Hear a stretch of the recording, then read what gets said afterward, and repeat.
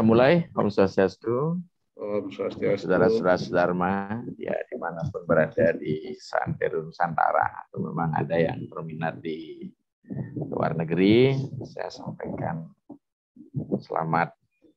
Ya, mudah-mudahan kita cepat ya berlalu nih COVID ini, pandemi COVID-19 betul membawa satu perubahan yang mendasar dalam kehidupan kita. Bahkan belakangan di Cina ada banjir dan sebagainya ya. Ya.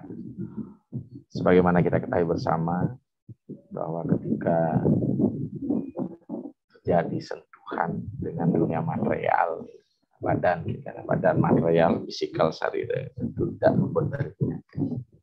Tapi mudah-mudahan itu yang dewasa, Tuhan Yang Maha Esa memberikan kita kekuatan, dan artinya segala bencana untuk bisa segera berlalu. Saudara sekalian, pertemuan kita sebelumnya kita membahas tentang wiwahe ya. Ternyata wiwahe kita awali dari bagaimana seseorang ketika membangun rumah tangga yang disebut dengan pasagreaste, tegas dikatakan dalam satu narasi literasi agama kita, dikatakan dalam Agastya Paru yata sakti kaya dharma. Yata sakti kaya dharma. Jadi harus memiliki kekuatan dalam rangka ya, melaksanakan dharma. Sebagaimana saya telah sampaikan sebelumnya, kata sakti di sini adalah sebuah kekuatan. Ya, jangan sakti itu diartikan satu hal yang berbau magi ya. Ya, saya katakan sakti itu dalam teori kekinian adalah sebuah modal. Ya, modal atau kapital. Ya, apakah personal kapital, komunal kapital memang harus diisi, dan spiritual kapital ya, pemilikan modal spiritual, kemudian kainan sosial menjadi sangat penting. Karena kita sebagai manusia ya harus kembangkan kehidupan kita. Tumbuh secara fisikal dan berkembang secara mental. Mengalami evolusi, bahkan kadang-kadang revolusi dalam rangka mengisi kehidupan kita sesuai dengan amanah. Bahwa kehidupan ini adalah kesayanikang papenahan prayoja. Lenyapnya penderitaan, demikianlah tujuan daripada kehidupan kita ini. Karena pape dan samsara adalah sesuatu yang berhimpitan, bahkan bisa berarti sama. Karena di dalam ajaran agama Hindu, hidup ini adalah samsara, atau dalam bahasa Balinya sering dikatakan sebagai sangsara. Maka dengan demikian kesengsaraan papa itu dari mana sebab? Tentu karena kita memiliki noda, memiliki klesa, memiliki papa. Maka oleh sebab itu setiap upaya yang harus kita lakukan di dalam melakoni kehidupan ini hendaklah menghasilkan sesuatu yang melahirkan kesucian. Salah satunya adalah melakukan perkawinan atau wiwahe.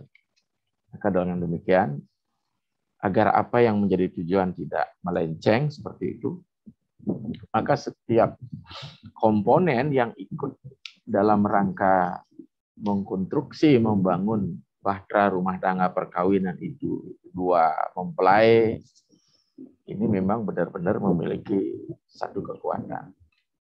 Karena nanti ya dua pasangan, ya sepasang mempelai ini dari purusa yang sering diidentikan dengan laki-laki, kemudian perdana sebagai seorang wanita, ini benar-benar memiliki satu potensi kapital ya, modal yang luar biasa, sehingga nantinya beliau di situ ya pertama bagi seorang laki-laki yang akan menjadi ayah benar-benar dapat memperankan fungsi memfungsikan perannya gitu ya, menggunakan perannya secara maksimal dalam rangka melahirkan anak yang seputra. Bagaimana kita ketahui bersama bahwa sesungguhnya perkawinan adalah upaya untuk menyucikan diri dengan memberikan peluang bagi leluhur untuk lahir. Nah, saudara sekalian, berbagai simbol yang banyak kita temukan di dalam upacara itu memang mengandung arti, bahkan lebih daripada itu mengandung makna. Artinya supaya manusia ini benar-benar mampu membangun nilai dalam rangka mengarungi bahtera rumah tangga. Bahkan simbol debu ya yang selalu dipakai ketika orang melakukan mulih nelok begitu, petipat bantal, menjauman, gitu. Ya, merajut dua keluarga, bahwa yang kawin tidak hanya sepasang wanita dan pria, tapi di situ ada perkawinan sosial. Ya. Karena disitulah sering digunakan simbol tebu di situ. Tebu ketika jembatan. Artinya bagaimana orang yang membangun bahtera rumah tangga itu secara bertahap demi tahap untuk dapat membangun yang bersifat manis. Kata manis di sini tidak hanya dari segi kecapan lidah, tapi manis itu artinya madawa, kata madu. Artinya kita dapat mengangkat akad perkawin menuju perkawinan dewasa. Ini yang menjadi sangat penting sekali. Nah, oleh sebab itu, dengan modal yang dimiliki, dengan pemahaman-pemahaman yang ada di dalam perkawinan itu, ya, disinilah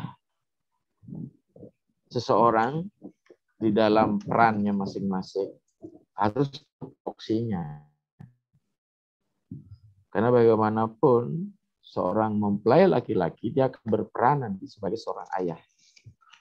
Sementara seorang wanita akan berperan sebagai seorang ibu. Ya, arti yang mengadakan, mengelola, ya, memanage dari kehidupan rumah tangga itu. Nah, saudara-saudara sekalian, dimanapun berada, peranan bapak atau ayah, di Bali disebut bape gitu ya, ya sangat menentukan, karena bapak adalah kepala keluarga. Ya. Jadi sebagai seorang bapak amat menentukan arah pembinaan keluarga di mana tiap anggota dapat menjadikan keluarga itu sebagai wadah kehidupan bersama untuk mencapai kebahagiaan lahir dan batin. Oleh sebab itu, saudara, dalam kehidupan berumah tangga atau berkeluarga ini dapat menjadi wadah kehidupan bersama untuk membina hidup bahagia, maka peran seorang bapak atau ayah haruslah maksimal, saudara. Ya. Hanya saya, mohon maaf saya yang tidak sempurna hidup saya, karena saya tidak besar dan tumbuh diemong oleh ayah karena beliau sudah mendahului saya. Saya adalah anak yatim sebenarnya. Nah, di dalam kekawin di sastra disebutkan bahwa syarat-syarat ya, seorang bapak, ya bapak dalam sanskrit kata pita atau ayah, kemudian sering bergeser menjadi pitra, ya. Maka itu seorang ayah disebut pita menjadi pitra apabila yang bersangkutan telah melakukan 5 kewajiban. Sini dia. Maka wiwaha itu mengandung konsekuensi, saudara. Ya. Dari masing-masing sub yang membentuk ya, institusi rumah tangga itu. Jadi istilah peran ayah dalam bahasa Sanskerta saya ulang sebagai pita, ya sebagai ayah. Kemudian ketika dia mampu melaksanakan kewajibannya, dia kemudian menjadi pitra. Ya. Maka itu orang yang meninggal itu ya pitra sudah disucikan, artinya setelah melakukan kewajibannya. Apa saja itu kewajiban? Pertama adalah sang amatuakan. Ya.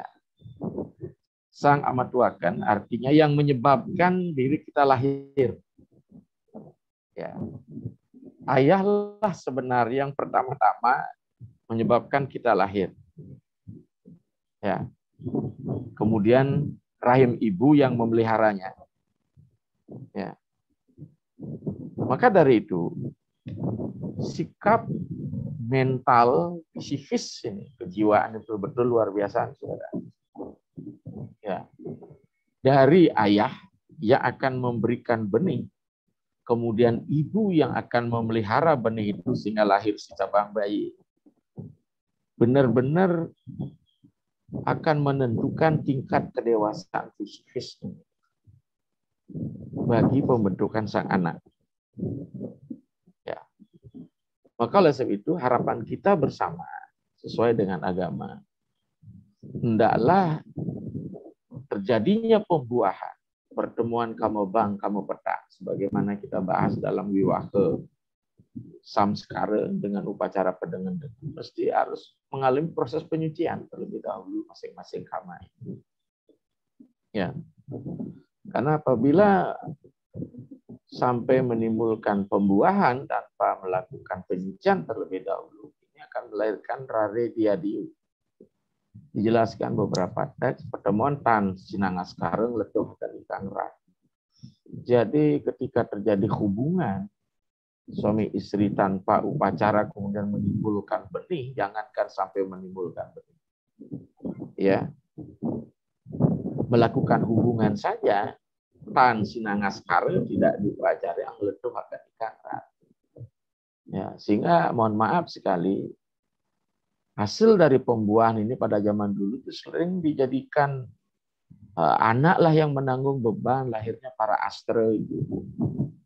Bahkan dalam segi sosiologi dia tidak menjadi setara dengan ayahnya. Padahal yang berbuat dosa itu ayah ibunya. Misal kalau dia memiliki status sosial dari klan tertentu, dia bisa tidak tidak memiliki nama yang sama. Jadi anaklah yang dikorbankan.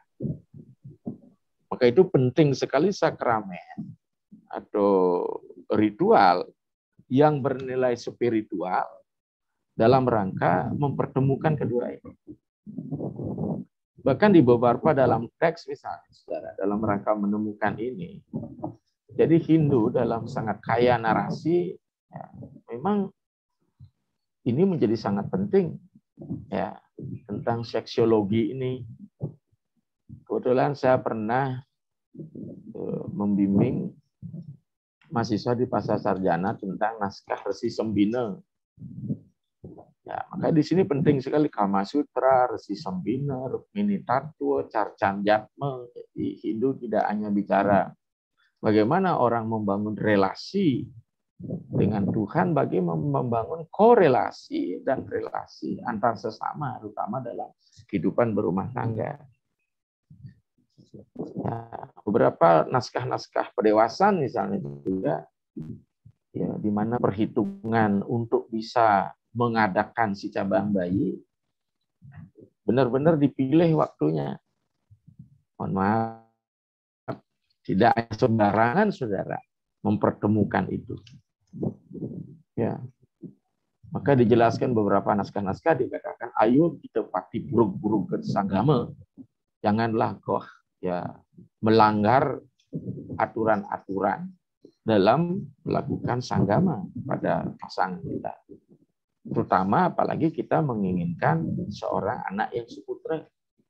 Misalnya Anggar Kasih, Pati Parte, Alem Rude, Purnama Tilem, Perwani, kemudian dedinan kelahiran, kemudian perhitungan sasih juga, di situ sasih pesangeng. Ini benar-benar. Maka dengan demikian, hubungan seksual dalam hal ini bukan dalam rangka pemenuhan rati kepuasan seksual itu belaka. Ya, karena dijelaskan, kita kembali pada 3 kewajiban bagi seorang yang telah memasuki bahtera rumah tangga, yaitu Dharma Sampati, Prajah, dan Rati. Di mana Prajah untuk membuat keturunan itu harus berdasarkan Dharma. Ya. Maka di sini penting. Bahkan ya, agar terjadinya kelangsungan yang harmoni, seseorang yang memang akan menjalin hubungan seakan-akan bahwa sesungguhnya kita menikah dengan kontrak seumur hidup, mesti harus mencari pertemuan juga, saudara sekalian. Ya. Berdasarkan urip pancawara, sabdawara, sadwara dari masing-masing, kemudian dijumlahkan. Ya, kemudian dibagi 16. Sisanya itulah kemudian akan kita temukan apakah perkawinan itu memang bagus, memang sengsara, atau memang tidak bagus. Ini menjadi satu dasar. Ya, maka disebut dengan pertemuan perkawinan. Karena saya selaku rohaniwan juga banyak sekali yang mengadu ke beliau untuk melakukan konsultasi bagaimana hubungan saya, kenapa begini dan sebagainya. Selain juga faktor memang karakter masing-masing, ya di situ juga disebabkan karena mitra satru di dalam rumah tangga itu. Ya, kalau emang mitranya lebih banyak, ya karena dulu karena rasa cinta semua sifat ditutupi, jadi munafik, mitia-cara begitu. Tapi setelah dilihat ternyata satrunya yang lebih banyak. Apalagi ketika kita akan menemukan anak, bagaimana jadinya? Maka di sini penting ya mempertemukan ini, ametuakan sampai menjadikan seorang anak menjadi sangat penting. Maka itu tidak ada tabu rasanya kita di dalam hidup jika kita bicara tentang seksiologi. Ya, belum lagi permasalahan-permasalahan sosial yang harus dihadapi. Ya, maka dari itu kita lebih banyak di wilayah sosial. Ini dalam kehidupan rumah tangga ini banyak sekali intervensi pihak-pihak lain. Ya, sehingga ketenangan batin bagi para ibu-ibu terutama, apalagi kita menganut sistem patrilineal di Bali. Seorang wanita yang meninggalkan keluarganya, kemudian hidup di keluarga laki-laki, mempelai laki-laki, tentu ini membutuhkan satu adaptasi yang luar biasa. Maka ketika adaptasinya tidak benar-benar harmoni seperti itu, kondisi kejiwaan psikis seorang wanita ketika akan melahirkan kemudian tentu sangat berpengaruh bagi si anak yang akan dijadikan. Nah, maka dengan demikian, saudara, dalam rangka ametuakan inilah kemudian kita, selain memang kondisi fisikis, dilakukanlah juga setelah terjadi pembuahan, apa yang disebut dengan pendidikan prenatal. Itu disebut dengan Garbodana Samskara. Kita di Bali disebut dengan megedong-gedongan. Ya. Jadi dengan demikian, ketika si cabang bayi telah ada di dalam kandungan sang ibu, dirasa sudah akan menuju detik-detik kelahiran, di mana pembuahannya bentuk cabang bayi sudah sempurna, maka disinilah dilakukan Garbodana Samskara. Ya. Maka ketika Garbodana Samskara, benar-benar bagaimana ada lakukan sakramen penyucian. Ya. Di mana asupan secara gizi kesehatan ya benar-benar masuk, baik kesehatan jasmani pun kesehatan mental. Dalam kesehatan mental ini tidak hanya dilakukan pada saat Garbodana aja, maka kita mengenal bebrataning wong mobot ini, saudara. Ya, bebrataning wong mobot. Bagaimana perilaku? Berapa sih yang tahu di antara kita umat Hindu? Baik pasangannya masing-masing, baik sang ibu yang mengandung atau suami yang memiliki istri mengandung. Bagaimana bebrataning? Ketika tidur, seorang suami tidak boleh belakang istrinya. Ketika mobot, di mana sang istri tidak boleh dilangkahi oleh suaminya. Ya. Kemudian sang suami tetap menjaga bagaimana perasaan sang istri agar tidak merasa curiga terhadap suami yang mungkin karena potongannya wajah, gestur tubuh sudah berubah. Di sinilah ada rasa nyaman. Ya. Hal ini dapat kita lihat sebagai satu narasi. Bagaimana Dewi Uma, saudara, ketika ya, ada gempuran ya, terhadap surga oleh raksasa namanya Nilaludraka, versi kisah lahirnya Ganesh. Ya. Karena dalam ramalan Resi Uraspati bahwa Nilaludraka hanya bisa dikalahkan oleh sosok dewata yang salah rupa. Salah rupa, wajahnya berbeda. Itu kita temukan banyak versi ya, tentang kelahiran Ganesha. Kebetulan saya mengangkat skripsi S1 saya tentang Ganesha dulu. Salah satu versinya adalah seperti itu, karena raksasa Nilaludraka ini benar-benar membuat surga ini keteteran, maka para dewa rapat oleh Uraspati diputuskan bahwa harus ada lahir dewata yang salah rupa. Bagaimana caranya? Karena aspek vegetatif perkembangan para dewata, karena kita menganut Sewa Estek ya, pada Batara Siwalah tumpuan. Kebetulan saat itu Dewi Uma sedang mengandung, gitu. Luar biasa karena dia personal God ya. Tuhan mengandung, nanti ada punya kelahiran, siapa bidannya, jangan tolong ditanya, jangan seperti itu, nanti kita bicara tentang mitos di sini. Tetapi yang perlu kita gali adalah etosnya. Untuk melahirkan dewata yang salah rupa ini, saudara, ya, harus dibuatkan keterkejutan bagi Dewi Uma, maka didatangkanlah gajah Erawata Dewa Indra. Pas beliau Dewi Uma sedang di taman. Karena gajah itu luar biasa ya, sehingga menyebabkan Dewi Uma kaget. Maka karena yang datang gajah, maka lahirlah putra beliau dari Dewa Siwa dengan Uma ya, dewa yang berbentuk kepala gajah. Jadi bagaimana kondisi kandungan? Maka dalam kondisi kandungan untuk menjadikan sang anak ametuaken ini, saudara, menjadikan gitu ya. Ya. Di mana keadaan psikologis seorang ibunya harus tenang, ya, saudara. Maka pertanyaan kita, mungkinkah ketenangan terjadi kalau situasi yata sakti dari mempelai masing-masing begini tidak memiliki satu hal yang mapan seperti itu? Lebih-lebih di zaman sekarang, saudara. Ya.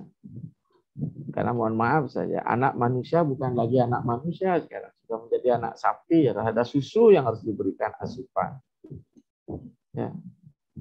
Kalau dulu cukup diberikan ASI, apalagi di era saat ini, saudara, seorang wanita tabu sekali ya untuk menyusui anaknya agar kondisi organ tubuhnya masih awet seperti gadis sedia kala. Berarti dia seorang wanita ini telah kehilangan kodratnya untuk melakukan peran sebagai seorang ibu, harus tergantikan oleh susu sapi atau susu instan seperti itu. Maka dengan demikian, saudara, pertanyaan kita, ya. Jadi ketika proses menyusui di sini ya, kita lanjut ke Maweh Binojana sebenarnya. Itu ada lupakan kasih sayang yang dicurahkan bagi seorang ibu. Ya, ketika dia meneteki anaknya. Nah, maka dengan demikian, saudara, proses pemberian gizi saat ametuaken ini di Maweh Binojana kan kita jelaskan ini bagaimana karakter seorang anak jika ya, asupan gizi, nutrisi kesehatan ini ada kesehatan jasmani dan ada kesehatan rohani ini tidak memenuhi standar. Bagaimana karakter seorang anak jadi? Ya. Tentu kita dalam rangka mengadakan ini kita kembali kepada setting kisah Mahabharata, saudara. Bagaimana terjadi lahirnya Panca Pandawa, bagaimana terjadi lahirnya Kurawa. Ini faktor fisikis ini sangat menentukan, saudara. Ya, karena menyadari Pandu kena kutuk oleh Resi Kawasa begitu. Ketika berhubungan badan dia akan meninggal. Maka dengan segala puja kebesaran yang dimiliki Dewi Kunti karena hadiah dari si Durwasa melakukan pudrot podana dengan para dewa. Artinya ketika seorang wanita yang sedang hamil ini, dia mesti tidak henti-hentinya melakukan pemujaan kepada Ida Yang Widiwasa. Agar si anak ini benar-benar diberkahi sebagai anak penyelamat. Karena seorang anak yang disebut Suta, kemudian ketika dia menjadi penyelamat, dia menjadi putra. Saya katakan, seorang ayah disebut Pita, tapi ketika melaksanakan swadharma disebut Pitra. Demikian juga seorang anak, kalau hanya anak saja tidak melakukan kewajiban, dia Suta. Tapi ketika dia melakukan kewajiban, putra. Putra yaitu putra. Maka di sini saudara penting sekali. Ya, jadi banyak faktor yang harus dipertimbangkan ketika orang membangun bahtera rumah tangga. Ya, tidak hanya sekedar asal-asalan. Ya, dari segi pertemuan gitu, kalau orang bilang pertemuan astronomi bagi mempelai juga menjadi penting, sehingga kita akan bisa melihat mitra satrunya, karena bagaimanapun misalnya kalau wanita uripnya lebih besar daripada laki-laki, urip Neptunya itu kadang-kadang laki-laki itu sering dikatakan meraja Belanda kalau orang Bali bilang. Ini karena memang seorang laki-laki tidak kuasa menghadapi energi yang memang dimiliki oleh istrinya. Tapi bukan berarti saling takluk menaklukkan dalam hidup rumah tangga, saudara. Maka saya katakan suami istri itu bukan dualisme tapi dualita, dua yang saling melengkapi.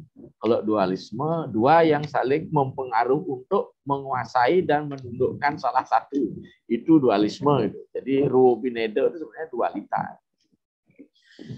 Maka di sini sangat penting, saudara. Nah, kita lanjut pada versi tadi. Korawa ya, terjadi karena ambisi dan ketamakan daripada orang tuanya. Karena rasa iri dan cemburu kedua orang tua Korawa kepada Kunti yang telah melahirkan anak. Jadi ada rasa iri hati yang berkecamuk ketika proses ametuakan ini, saudara. Nah, maka itu Garbodana di sini setelah jadi janin tidak hanya mengubah tapi kondisi psikis. Apalagi wanita yang selalu disiksa misalnya.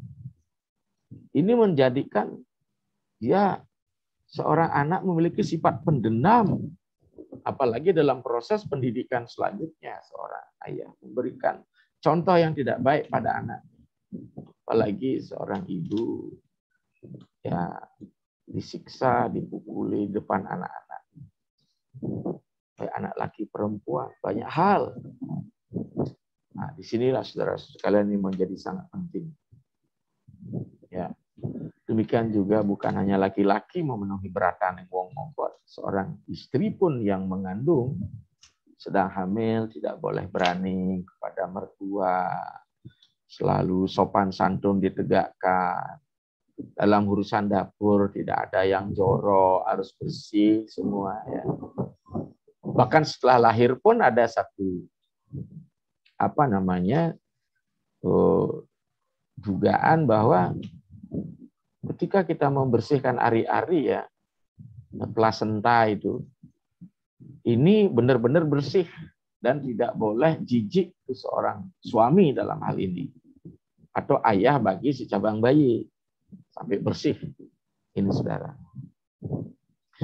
Jadi ini yang perlu dipertimbangkan secara matang-matang. Itu dengan modal, dengan kapital, dengan sakti yang dimiliki. Ya. Maka saya katakan sesuai dengan narasi literasi kita bahwa berumah tangga bukan hanya legitimasi seksualitas agar kita tidak dikatakan memitra atau berjinah atau mitra ngalah. Inilah saudara. Selanjutnya adalah Sang Maweh Binojana. Ya. Kedua itu Sang Maweh Binojana. Maweh Binojana ini tidak hanya ketika bayi itu telah lahir. Bagaimana juga dalam rangka memberikan gizi, kandungan gizi yang sehat secara rohani jasmani ketika ada di dalam perut dalam proses ametuaken ini. Jadi maweh bido janeng sudah di sini. Jadi dia mengandung dua nilai gizi secara rohani dan gizi secara jasmani. Ya, dari segi kedokteran, kesehatan jasmani. Karena bagaimanapun ya, seorang anak yang tumbuh kemudian lahir, secabang bayi yang tumbuh dan lahir menjadi seorang anak, apakah dia nanti menjadi sutta atau menjadi putra, itu sangat ditentukan oleh bagaimana perilaku orang tua di dalam rangka, orang Jawa bilang ngopeni, memelihara, ya, melembagakan nilai-nilai agama kepada cabang bayi dalam pemberian gizi ini. Ya, ini penting sekali. Maweh bino jana jangan diartikan memberikan asupan gizi secara jasmani, tapi rohani juga. Begitu seorang ayah ya harus menjamin kebutuhan ekonomi. Ya, maka itu yata sakti kaya kedharma ini, kemampuan ini kalau memang tidak memiliki kemampuan, jangan dulu jadi bapak lah kan gitu.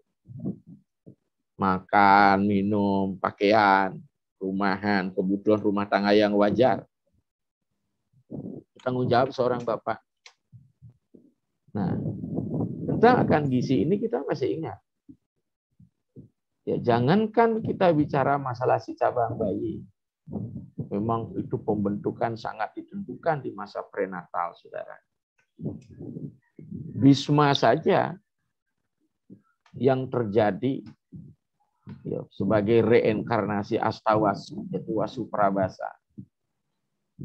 Tapi ketika dia sudah kembali dari pendadaran dari Resi Parasurama, kemudian bergabung dengan ayahandanya Santanu, kemudian menemani kemenakan-kemenakan dari adik tirinya dan cucu-cucu tirinya. Korawa di situ dia melakukan interaksi dan memperoleh makanan yang tidak sehat. Ya. Beliau menjadi terlena karena apa? Terkaburkan oleh makanan-makanan yang tidak sehat secara rohani dan secara jasmani sehat. Hal itu dibuktikan ketika Drupadi ditelanjangi oleh Dursasana dan Duryudana, saudara. Jadi Bisma tidak bisa memberikan kebenaran yang hakiki. Itu akibat dari pikirannya dikontaminasi, ya, terkontaminasi oleh makanan yang tidak sehat. Maka seorang ayah dalam rangka ngopenin, orang Bali bilang ngemertanin keluarga, begitu. Apalagi seorang istri yang masih hamil dan anak-anak, mesti diperoleh dengan cara yang benar. Dalam rangka maweh bino janu. Ini bahasa Bali itu asapunapi untuk bagaimana caranya kita memperoleh merda yang anadisari, bukan mencari amerda yang mahnisya. Ini saudara sekalian. Ya. Kemudian yang kedua, dan mengajarkan juga di situ tanggung jawab ketika maweh bino janu. Ya. Tanggung jawab untuk mengisi sarira krat itu menurut kitab Bhagavad Gita dan Sarasama saya tidak salah. Nah inilah yang kedua, sang maweh bino janu. Yang ketiga, ya, sang mangupadiaya. Secara fisikal pertumbuhannya ya merupakan tanggung jawab seorang ayah. Kemudian secara mental perkembangannya juga tanggung jawab seorang ayah. Di situ disebut dengan mangupadiaya. Ya. Mangupadiaya artinya bertanggung jawab pada pendidikan anak-anaknya. Demikianlah kewajiban seorang ayah yang ketiga. Ya. Karena bagaimanapun saudara, kita sadari bersama pendidikan yang kita berikan orang tua kadang-kadang orang Bali bilang tidak berkarisma atau sekmetaksu orang tua, maka butuh peran lembaga tertentu. Di situlah orang tua melakukan kontrak. Ya. Mengupah dia ini sangat penting. Apakah dalam bentuk widya, juga dalam bentuk guna. Maka dia harus ada soft skill dan hard skill. Ini penting, saudara. Selain juga di rumah tangga juga harusnya mampu seorang ayah memberikan pendidikan, pengajaran. Ini kan penting. Cara mendidik dan mengajar yang guru pasti tahu. Mendidik menyangkut mental, mengajar menyangkut tentang kecerdasan intelek kita. Ya. Makanya bagaimana dijelaskan di dalam Sarasamu saya taki neng sewa ke Gunung Widya semara wisaya ruang puluh hingga yusa. Jadi secara dini bekalilah kehidupan kita dengan pelayanan, pengisian guna dan widya. Guna menyangkut keterampilan. Ya. Untuk apa sebenarnya? Dalam rangka seorang anak itu memiliki modal yata sakti kaya ke dharma. Hanya melalui pendidikanlah kepemilikan modal itu akan tumbuh pada diri seorang anak. Makanya ada pepatah di dalam agama kita. Saking tuhu mana guru mituturin cening jani. Kawaroke luwir senjata. Jadi memberikan keilmuan, pendidikan, dan pengajaran adalah sebagai senjata. Sebagaimana kita ketahui bersama. Badannya diisi dengan winojana, ya. Kemudian mentalnya ya diisi dengan widya.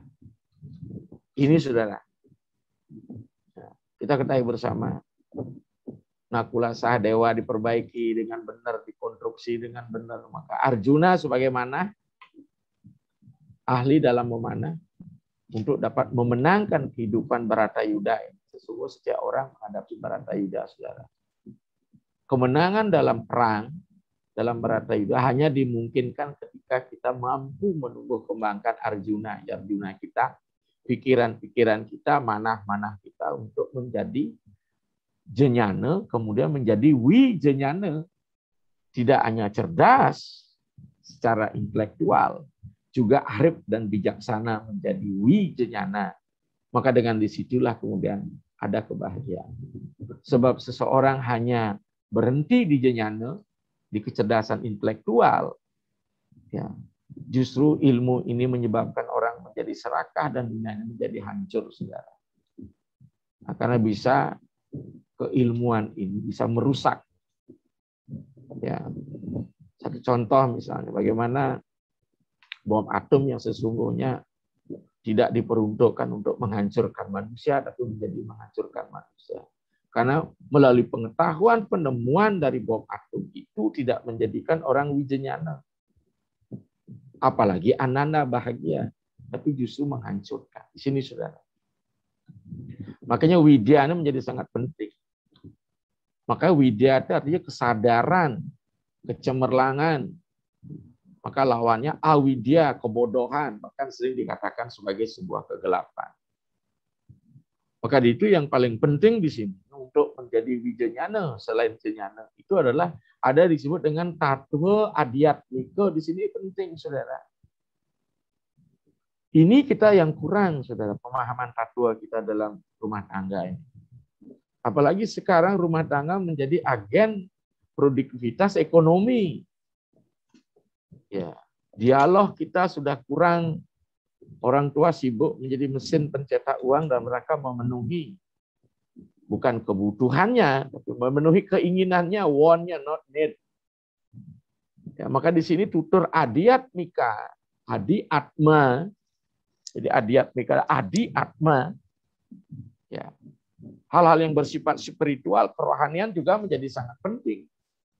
Tapi mohon maaf saudara, pendidikan kita saat ini menjadi sangat timpang saya lihat. Mengapa demikian? Karena kami rasakan mungkin teman-teman saudara yang jadi guru tidak akan ada orang ngeleskan anaknya di pelajaran agama ya. Apalagi di Hindu ya. Orientasi Hindu sekarang ini memang orang ngeleskan di intelektualitas supaya menjadi mesin pencetak uang, yang menjadi orang kaya. Tapi banyak orang kaya yang kering secara rohani. Apa arti kekayaan kalau tidak mampu memaknai arti kehidupan ini, saudara? Sehingga banyak yang bunuh diri. Ini fakta yang terjadi, kita lihat di Bali sebagai kritik auto kepada diri kita. Banyak yang bunuh diri. Ya, karena kalau kita mengenal ajaran karma pala, maka butuh satu, bukan agama yang salah, cara beragama kita mesti harus dibenahi. Ya, karena dalam konsep guna dan widya penting, jadi widya menyangkut dunia mental, menyangkut tentang pendidikan tatua adhyatmika. Ini penting sekali. Sehingga kita benar-benar menghargai arti sebuah kehidupan. Tidak mudah orang putus asa dan sebagainya. Maka Tek mengatakan Priastu mengjatme candaluna ayo siremana stapel. Maka di sini penting sekali transfer knowledge dalam wilayah guna dan widya. Inilah peran bagi seorang ayah.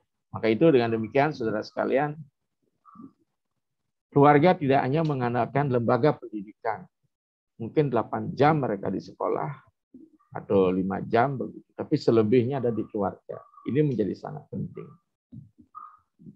Dia mengupayakan ini, saudara, ini dalam rangka pengisian mental. Saya katakan software-nya yang diisi. Maweh benojana hardware-nya yang diisi. Ini penting rumah tangga, saudara. Sehingga ini menjadi satu pengetahuan yang kemudian harus dilembagakan bagi orang-orang yang hidup berumah tangga. Selanjutnya yang keempat adalah, saudara, anyangaskara. Ya, anyangaskara inilah sering disebut dengan manusiatnya, termasuk wiwaha samskara, upacara perkawinan adalah anyangaskara, tugas dari orang tua, saudara. Ya, kemudian sampai ketika menikah itu tugas orang tua adalah tugas terakhir. Selanjutnya setelah membentuk rumah tangga, ya, bagaimana seorang ayah nanti atau ayah siaga, tidak hanya siaga siap kelahiran anak, tapi siaga siap ngopeni ngupopiro sang cabang bayi sampai menjadi suputra sampai dia menikah, selesai juga tugas orang. Nanti akan kita lanjutkan bagaimana peran Garbodana Banten seperti apa, karena hal bersifat praktis ini memang jarang yang diketahui. Kita lebih banyak ke ya wilayah visual tanpa makna. Jadi apa adanya itu yang banyak kita, tapi ada apanya itu yang tidak. Nanti kan kita bahas dari Garbodana apa saja Bantennya. Kita akan coba yang sesederhana mungkin, misalnya kalau di luar daerah, kita banyak dari luar daerah. Dan jadi demikianlah anyangaskara yang mulai dari megedong-gedongan sampai bayi lahir, ya inilah menjadi sarira samskara. Ya, yang kita di Bali disebut dengan manusiatnya, yaitu mengalami makna atau arti pergeseran. Selanjutnya, ya, setelah anyangaskara yang terakhir adalah sang matulung urip prikalaning baya. Bagaimana orang tua, seorang ayah, seorang bapak itu melindungi nyawa anak dari ancaman bahaya. Ya, jadi perlindungan itu tidak hanya diberikan secara fisik, ya, tapi juga perlindungan secara rohani. Maka seperti saya katakan, secara rohani, secara fisik, seorang ayah benar-benar membatasi dirinya untuk tidak berbuat menyimpang dari norma-norma, ketentuan-ketentuan agama. Ya, termasuk juga norma-norma kebenaran umumnya. Yasa atau berata untuk melindungi seorang masih dalam kandungan dari sifat-sifat buruk yang mengancam keselamatan. Berata wong mobot itu tadi. Ya. Maka itu bagaimana tata cara memperlakukan seorang anak? Ya, bahkan Itisara mengatakan, ya, ketika dia sampai 16 tahun ya bisa dijadikan raja. Ya, setelah itu dijadikan budak. Setelah remaja dijadikan teman. Ya, ketika dia hidup berumah tangga diawas-awasi saja. Karena memang sering ya kasih sayang seorang ayah itu orang tua sepanjang zaman nggak bisa lepas. Bagaimana saudara-saudara sekalian? Kita ketahui, kita lihat ilustrasi dari Mahabharata. Bagaimana kasih sayangnya Drona, ya harus rela menjadi guru daripada Korawa dan Pandawa demi memenuhi dalam rangka membesarkan sang anak. Tapi Drona adalah seorang guru pemanah yang hebat, tapi dalam rangka membina anaknya, dia gagal. Saudara. Apa yang dilakukan? Dia membunuh Pancakumara dan sebagainya. Siapa anaknya itu? Aswatama. Maka dari itu disinilah ya bagaimana orang tua pasti akan mendoakan anak-anaknya dengan selamat. Bahkan nyawa pun harus dipertaruhkan. Inilah ya peran seorang ayah, seorang bapak yang semula disebut pita dan ketika mampu melaksanakan swadharmanya disebut dengan pitra. Nah, inilah saudara sekalian.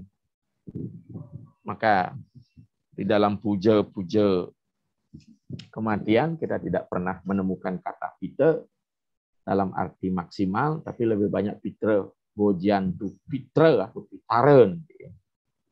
Nah, ketika dia sudah dimuliakan, disucikan, setelah melakukan tanggung jawab dimuliakan dari pitra lah, dia kemudian menjadi pitara.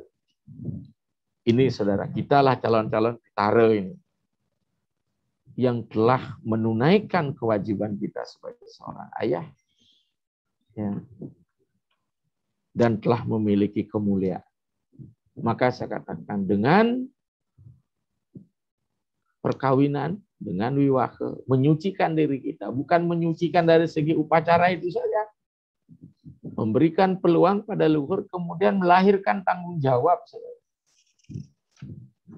melahirkan tanggung jawab Pancawida itu dari Amatwakan, Maweh Binojana, Mangupadhyaya, Anyangaskara, dan Matulung Urip Prikalaning Bayi. Jadi ini saudara luar biasa. Makanya hidup berumah tangga itu bukanlah lebih mudah daripada orang yang nyukla brahmacari. Karena di situ ada pelayanan masing-masing dalam kehidupan rumah tangga kita. Ya. Demikian juga peran seorang istri, peran seorang suami. Nanti kita akan bahas panjang lebar dengan ilustrasi yang bisa kita jumpai dalam beberapa kisah-kisah Ramayana Mahabharata. Ini menjadi sangat penting. Ya. Nah, jadi bagaimana seorang suami harus bertanggung jawab pada keluarganya, ya, pada anaknya, pada istrinya. Tapi kenyataan karena adat istiadat banyak sekali laki-laki mendolat diri sebagai hakim otoritatif. Ya. Maka dengan demikian kehidupan berumah tangga menjadi sangat suci karena di situ ada tanggung jawab. Dan benar-benar akan mewujudkan kesucian apabila tanggung jawab itu telah dituntaskan. Dari pita menjadi pitra, dari pitra menjadi pitara. Disinilah tugas menyucikan. Tidak hanya menyucikan leluhur, tapi menyucikan dirinya sendiri. Ya, ibaratkan kita, saudara, ketika kita merasakan bagaimana kita begadang mengurus anak kita, kita kembali tentu seperti ini pula lah orang tua berkorban untuk diri kita. Jadi kita ngalami, sehingga dengan demikian kita tidak semesti sebagai seorang anak berani pada orang tua. Ya. Sebab orang yang tidak pernah mengalami jadi orang tua, tan weruh ring rasaning dadi manusia begitu. Kalau saya melakukan puja perkawinan, saya isi dengan sonteng, ya Jawa Tengah, manusanira nemuaken jatuh karmanipun sang alaki rabi. Wet tinuduh dinira sangyang kamajaya kameratih pina ketungtunging jatno pada. Kata kunci di sini, wastu sida sira weruh ring rasaning dadi manusia. Ya, jadi siruruh ring rasaning dadi manusia. Kata rasa di sini tidak hanya menyangkut emosi rasa keagamaan, tapi dia rasa ini jauh menyentuh ke dalam hati lubuk sanubari. Sehingga benar-benar ya menjadikan orang tua dengan swadharma membesarkan anak. Disinilah kata kunci penyucian sendiri, saudara. Sebab di situ orang tua melakukan investasi karma. Ya, investasi karma. Namun kenyataannya, saudara, tentu kita tidak bisa hanya lurus-lurus saja. Sri Krishna sebagai avatar, ternyata anaknya Samba pun melakukan satu tindakan yang tidak terpuji, yang menyebabkan hancurnya keluarga Yadawa. Maka demikian mungkin itu bagian dari satu proses. Ya. Dan maka demikianlah, saudara, yang bisa saya sampaikan tentang peran seorang bapak. Ya, nanti baru kita lihat peran seorang istri ya. Sebagai seorang wanita apa yang harus dilakukan dan mengapa seorang wanita disebut istri. Kita akan bahas. Mungkin kita akan ilustrasi dengan kisah Satyawan, kemudian beberapa kisah lainnya yang bisa kita jadikan etos bagi kehidupan kita melaksanakan bahtera rumah tangga. Demikian saudara-saudara Dharma dimanapun berada yang bisa saya ulas tentang seri lanjutan tentang Wiwaha Samskara, upacara perkawinan yang menimbulkan seseorang akan berkonsekuensi menjadi ayah bagi yang laki-laki atau bapak, dan seorang wanita menjadi seorang ibu atau menjadi seorang istri bagi suami. Demikianku yang bisa saya sampaikan pada sore hari ini. Terima kasih. Mungkin kita akan buka menjadi rubrik tanya jawab. Silakan.